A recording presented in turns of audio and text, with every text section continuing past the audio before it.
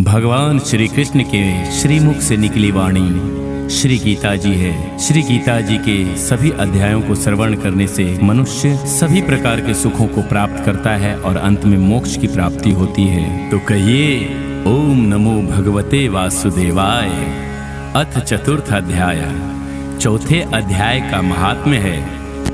श्री भगवान बोले, हे लक्ष्मी, जो पुरुष गीता जी का पाठ करते हैं उनके स्पर्श मात्र से जीव अधम देह से छूटकर मुक्ति को प्राप्त होता है। लक्ष्मी जी ने पूछा, हे महाराज, गीता जी के पाठ करने वाले को स्पर्श कर कोई जीव मुक्त भी हुआ है? तब श्री भगवान ने कहा, हे लक्ष्मी, तुमको मुक्त हुए की एक पुरातन कथा सुनाता हूँ। भागीरथी गंगा जी के तट पर श्री काशी नगरी है। वहाँ एक वैष्णव रहता था।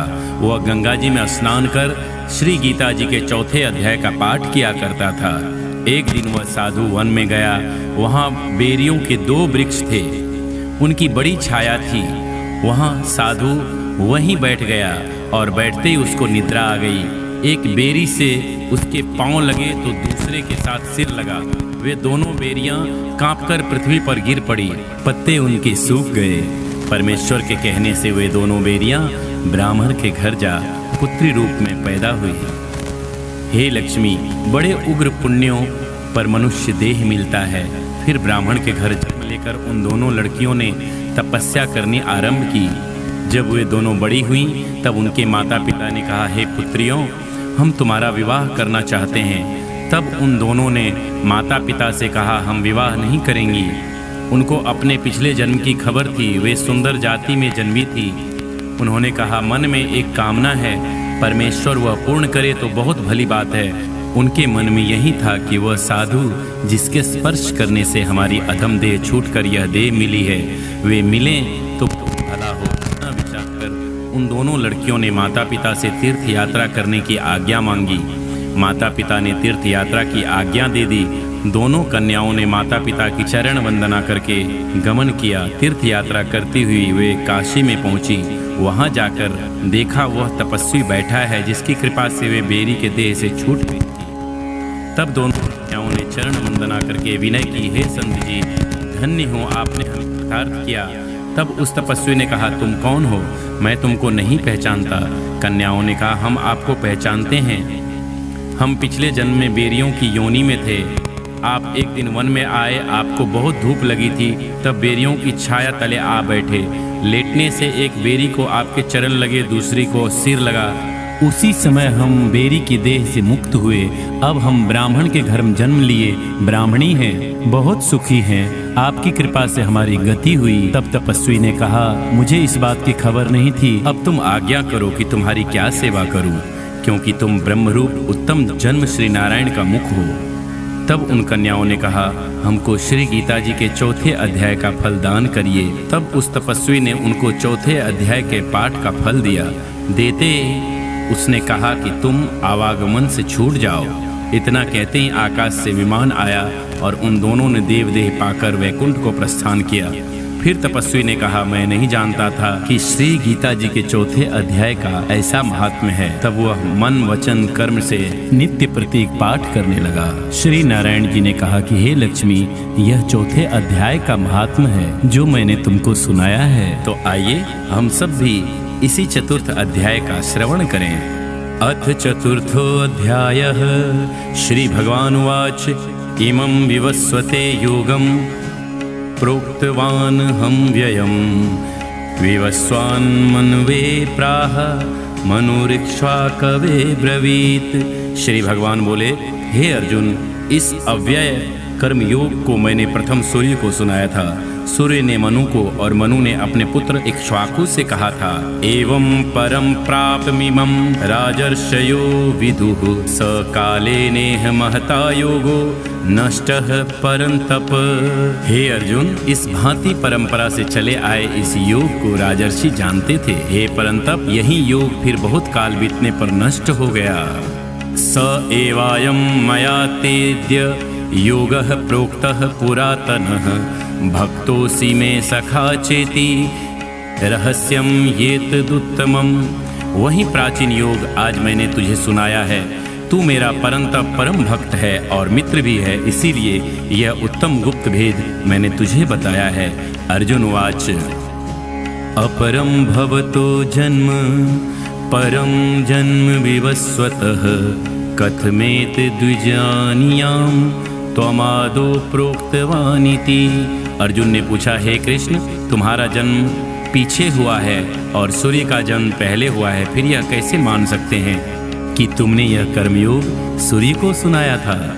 श्री भगवान उवाच बहुनी मे व्यतीतानि जन्मानि तव चार्जुन तान्यहं वेद सर्वाणि न त्वं वेत्थ परन्तप। श्री भगवान ने कहा, हे अर्जुन, मेरे और तेरे बहुत से जन्म बीत गए, उन सब जन्मों का वृत्तांत मैं जानता हूँ, तू नहीं जानता।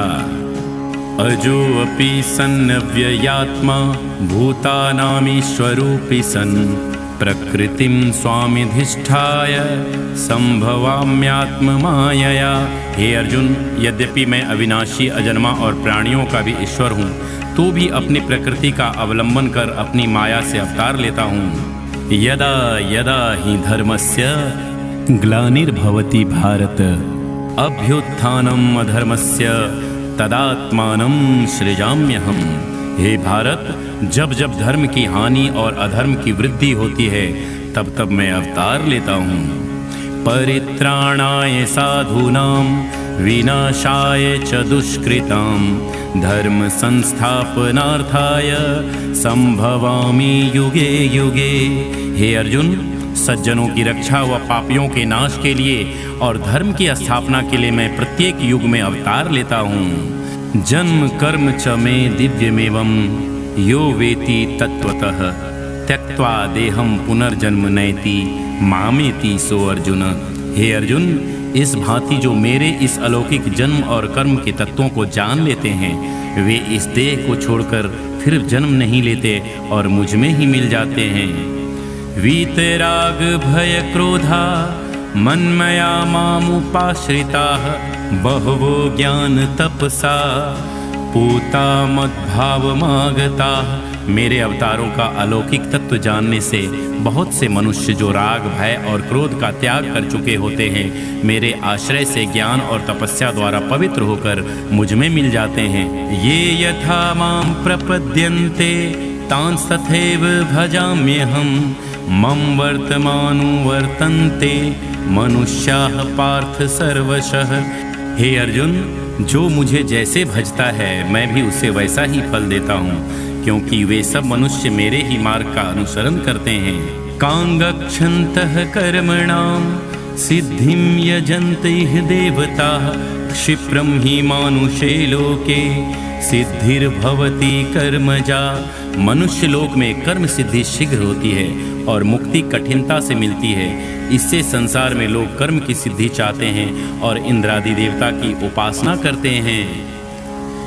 चातुर्वर्ण्यं मया सृष्टं गुणकर्म विभागशः तस्य कर्तारमपि मां विद्य कर्तारमव्ययम्। ब्राह्मण, क्षत्रिय, वैश्य और शूद्र, ये चारों वर्ण गुण कर्म के अनुसार मैंने ही बनाए हैं। यद्यपि इनका कर्ता मैं ही हूँ, तो भी मुझ में अकर्ता और अविनाशी समझो।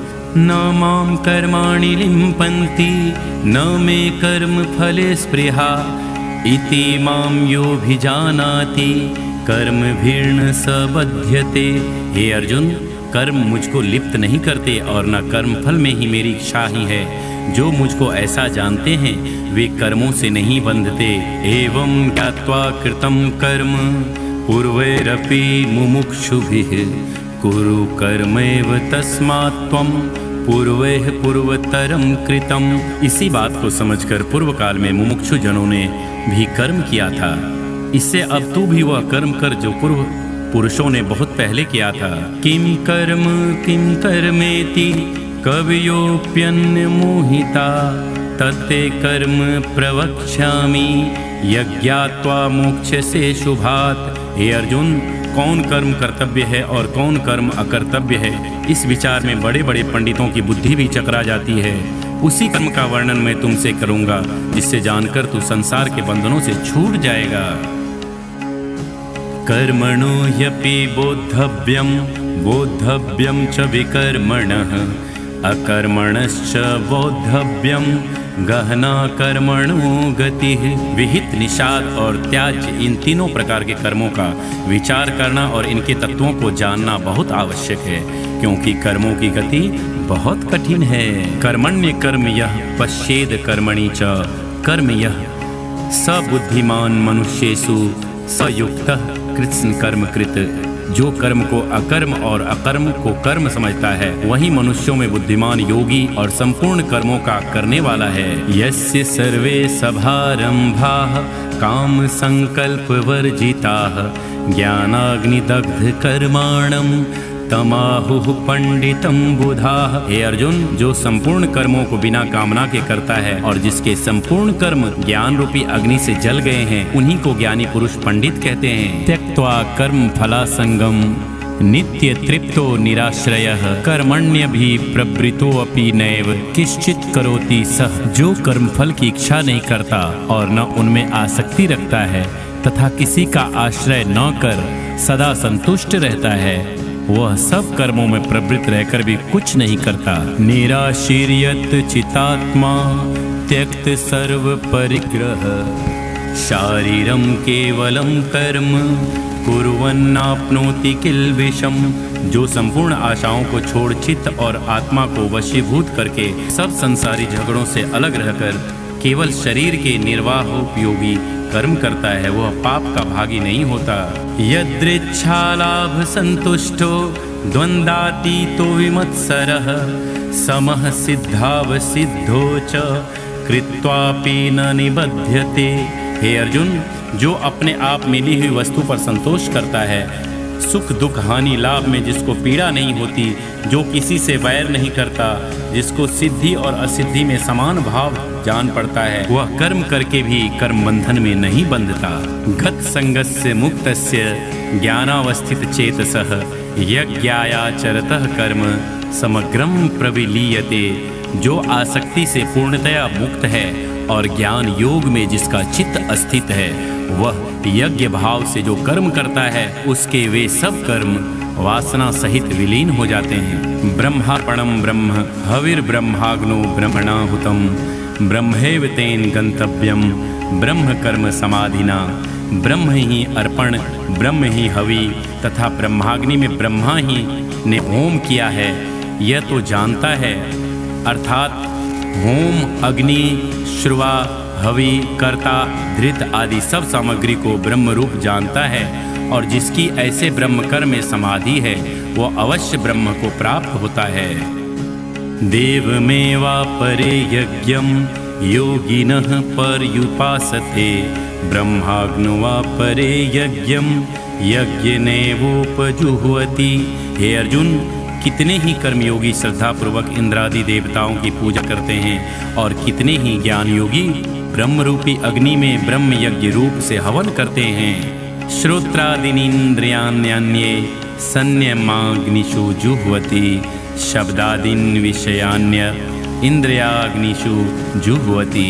हे अर्जुन, कितने ही योगी अपने नेत्र कान आदि इंद्रियों को संयम रूप अग्नि में होम करते हैं और कितने ही शब्दादि विषयों को इंद्रिय रूप अग्नि में होम कर देते हैं। सर्वाणि इंद्रिय कर्माणि प्राण कर्माणि चापरे आत्मसंयम योगाग्नो जुह्वति ज्ञान दीपिते। कितने ही योगी कर्मेंद्रिय कर्मों के कर्मों को तथा प्राण अपान आदि 5 प्राणों के कर्म को ज्ञान से प्रदीप्त अग्नि में होमते हैं। व्ययज्ञास्तपो यज्ञा योग यज्ञास्तथा परे स्वाध्याय ज्ञान यज्ञाश्च यतयः संसितव्रताः।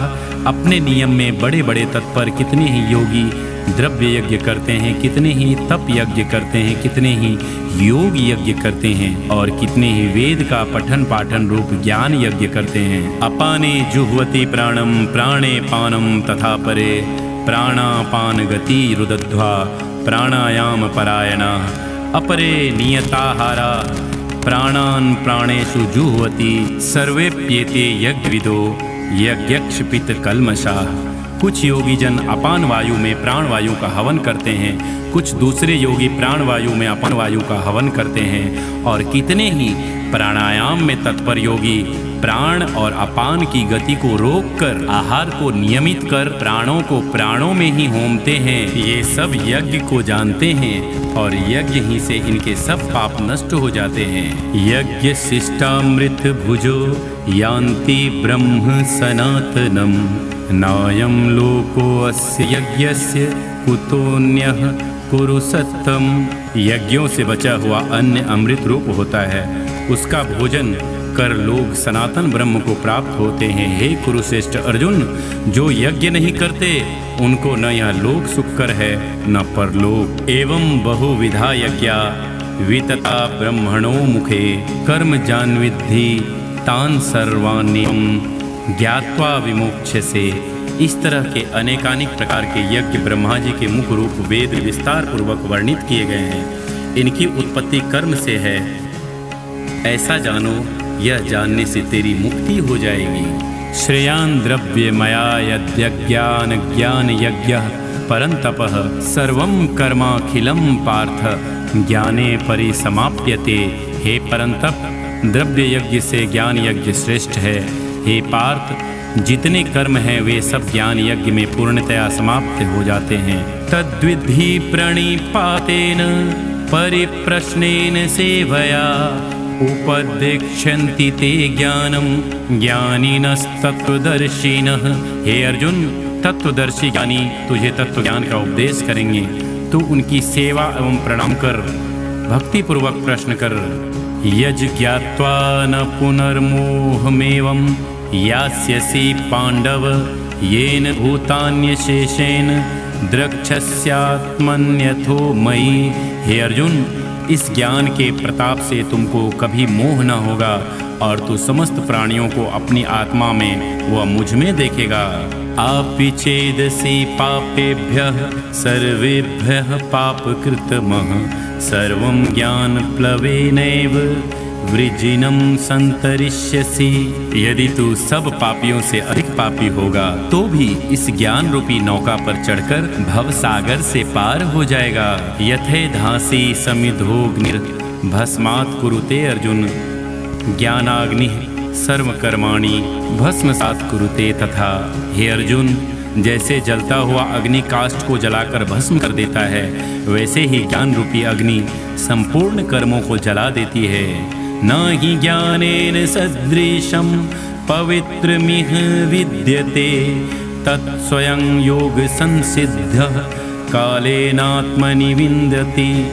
इस संसार में ज्ञान के समान कोई वस्तु पवित्र नहीं है। यह ज्ञान दीर्घकाल पर्यंत कर्मयोग के अभ्यास से अपने आप ही उपस्थित हो जाता है। श्रद्धावान लभते ज्ञानम तत्परः संयतेन्द्रियः ज्ञानम लब्ध्वा परा शांति मचिरेनाधिगच्छति।